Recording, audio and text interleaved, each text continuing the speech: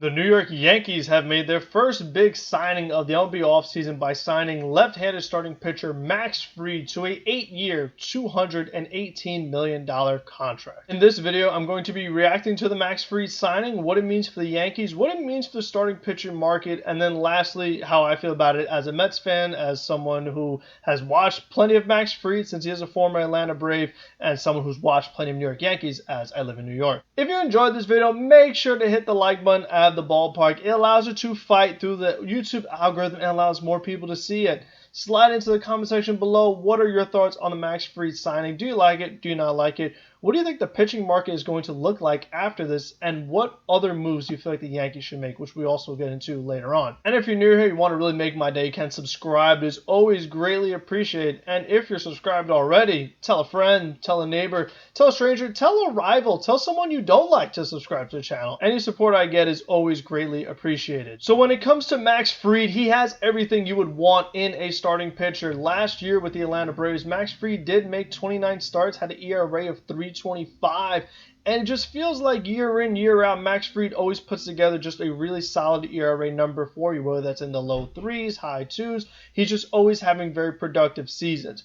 Doesn't walk a lot of batters, not susceptible to the home run ball. He was an all-star this year. He was a Cy Young runner-up a couple of years ago. He's won Gold Gloves. You just feel like he has everything you would want from a starting pitcher. Now, the one downside about Max Fried and how it relates to the New York Yankees and this particular contract is that he does turn 31 next month. So for the Yankees to pay a guy 8 years when he's already just past age 30 is not ideal when you are constructing a team. As we know in sports, anytime a player is past age 30, the chances of them being effective as productive definitely decrease, and it's especially relevant for starting pitching when health could definitely be a factor, and all of a sudden the guy's not as healthy, he's not as effective for you and your team. Now, if you just had one guy in your starting rotation who is past age 35 and you're paying a decent amount of money to, it wouldn't be the biggest deal in the world. However, with this current New York Yankees team, they are already paying Garrett Cole past age 35 a lot of money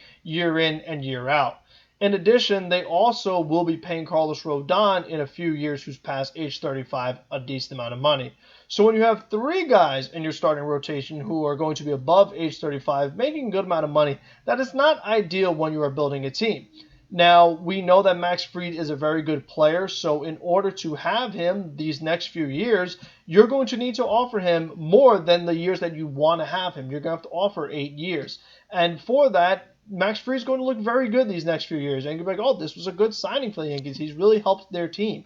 But then after that 5th year, 6th year, all of a sudden be like, oof, man, can't wait for this contract to end because he is not the same guy. And maybe it works out, but a lot of times with starting pitchers, that many years, already in their 30s, it definitely can go the other way pretty quickly. Now, for the Yankees, this feels like a little bit of a reaction move. The Yankees had already offered Juan Soto over $700 million. He turned it down in favor of the New York Mets. But for the Yankees, they're saying, okay, we still need to upgrade our ball club. We went to the World Series last year. How can we make our team better? And the answer for that was Max Fried. Now, Max Fried is obviously not going to replace Juan Soto because Juan Soto's a hitter and Max Fried's a pitcher. But just, again, he makes the Yankees an overall better team, which is what you're trying to do. If you got to the World Series, you didn't win it, you have to make yourself better in order to actually achieve that. But signing Max Fried does not solve everything for the Yankees, as they do have some pending free agents on their team. First baseman Anthony Rizzo is a free agent, so they could either stick with Ben Rice or maybe look externally to add to the first base position. Maybe Christian Walker or somebody like that could be a fit for them. However, he's already age 34, so that kind of fits in with not wanting to have too old of a team. Gleyber Torres, he is also a free agent. You could kind of slide DJ LeMahieu there, but he struggled a lot last year, and he's in his mid-30s, so again, don't want to make your team too old. You could transition Jazz Chisholm back over to his original position of second base, moving him off of third, and add a third baseman. We've seen somebody like Nolan Arenado available via trade. He's another guy who's going to be in his mid-30s very soon, making a good amount of money. So no matter what, a lot of the options that are out there do seem to kind of add on to the age of the Yankees. Now, the one thing going for them is that this seems like with Juan Soto gone, the perfect time for Jason Dominguez to get called up to Major League Baseball and stay in the major leagues for the Yankees and be the Martian, be this amazing prospect that he's set out to be. As far as other potential upgrades for the Yankees, right now it looks like Trent Grisham is going to be playing center field for them. And while he plays a very good center field, we have seen him have some struggles offensively. So that is something that you really have to consider, is that you have to kind of weigh the pros and cons. But I think for this current New York Yankees team, with how much money they've committed to Aaron Judge, with how important Aaron Judge is to the Yankees' success, you want to keep him healthy. And I feel like it is much easier to keep Aaron Judge healthy by putting him in a corner spot compared to having him in center field. So I feel like if you want to have Trent Grisham in center field to preserve the health of Aaron Judge, that's a trade-off that you have to make. Now, luckily for the Yankees, they do have Luis Gil in the rotation. He did not have a great World Series start, but overall it was a solid season for him. He's actually young. And you see what happens with the rest of the rotation, whether that's Clark Schmidt, whether that's Marcus Stroman, who was not on the mound for the Yankees in the World Series. So they still have the rotation. It's solid. It's good for the playoffs, but it's not entirely complete. There still is a little bit of question marks there. So we'll see if maybe they want to add another starting pitcher. But right now, they really have to be focusing on, like I said, first base and second base for sure. Or if they're moving Jazz, third base. At least 2 infielders is what the Yankees need to work on. Now, as far as the rest of the starting pitching market, after seeing Max Fried go off the board for 8 years, Corbin Burns is the best available free agent now. There are some statistics that maybe say Max Fried's a little better in some areas, but you feel like Corbin Burns is, generally speaking, the better pitcher. So for Corbin Burns, he's getting a minimum of 8 years, I would think, following this Max Fried contract, and he's probably going to be making more per year. So what team is willing to offer that kind of contract? Because again, there is a lot of risk involved when you're offering starting pitchers that many years and at that much money. It becomes just even more of a tougher pill to swallow when you're paying so much for a guy who's not providing what he's supposed to. Now, another team that lost out on the Juan Soto sweepstakes, the Boston Red Sox, they seem like a good fit for Corbin Burns and could offer him a lot of money. So we'll see if Boston is willing to do that for a starting pitcher. I am curious to see how that works out and who's just willing to fork up what it might cost for Corbin Burns. He's really got one of the more fascinating contracts of the entire offseason when it's all said and done. Now, from the Mets' perspective, that now that they have acquired Juan Soto, the next focal point for me needs to be starting pitching. In my opinion, that's where the Mets really need to focus on. I do feel like they're going to retain Pete Alonso. We'll see when that happens. So I feel like with Alonso, with Soto, the lineup is going to be very solid. If I'm being greedy, I'd like another left-handed bat to be a DH. I don't think Marte's that guy. We'll talk about it on the Mets Weekly channel every Monday, 7 p.m. Eastern. That's a topic for another day. But right now, I would like for the Mets to focus on Garrett Crochet. If they could get Roki Sasaki, that's a bonus. That has to do with international money, so that's a whole different scenario. But we saw that with Crochet, the Mets and Yankees were the two teams that are being very aggressive for Garrett Crochet.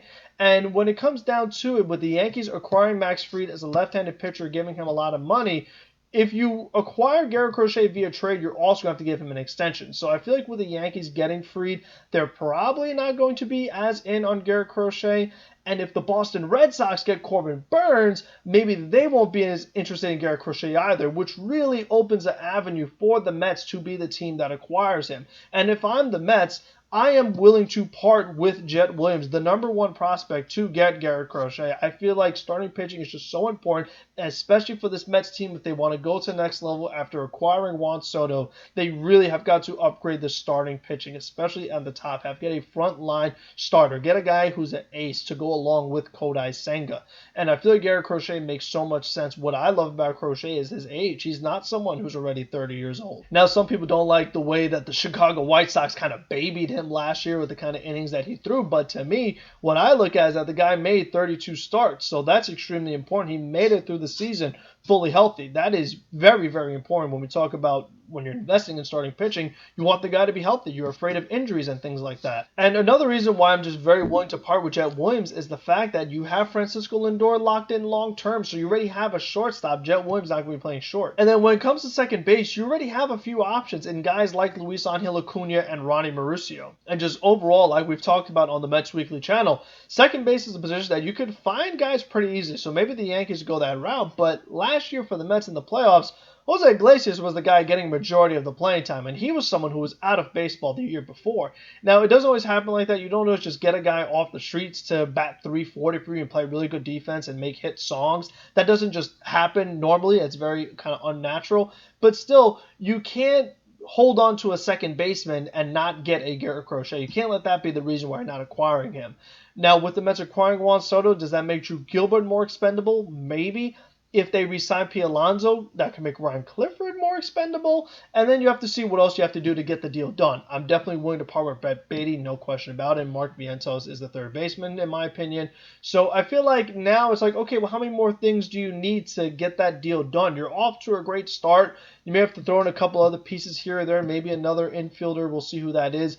I like to hold on to my starting pitching prospects as much as I can. If I have to part with one of them, I guess so be it. I'm definitely not Sproat and not Blade Tidwell quite yet. I still want to hold on, see what I have there, but we'll see if they have to include Nolan McLean or Jonah Tong. I like to hold on to those guys, but if it means Garrett Crochet, they might have to be willing to part with them just to kind of finalize the deal. But overall, I just am very intrigued to see how the rest of the starting pitching market plays out, whether it's the free agents or the trades, after seeing what happened with the Max Fried deal. Let me know what you guys think about the contract. What other guys should the Yankees go after? What other players should the Mets go after? What do you think about the starting pitching market, both free agents and trades? And until the next one, be safe, be smart, and let's go Mets. Please get me Garrett Crochet and hopefully Roki Sasaki. I'm sorry being greedy, but I need them.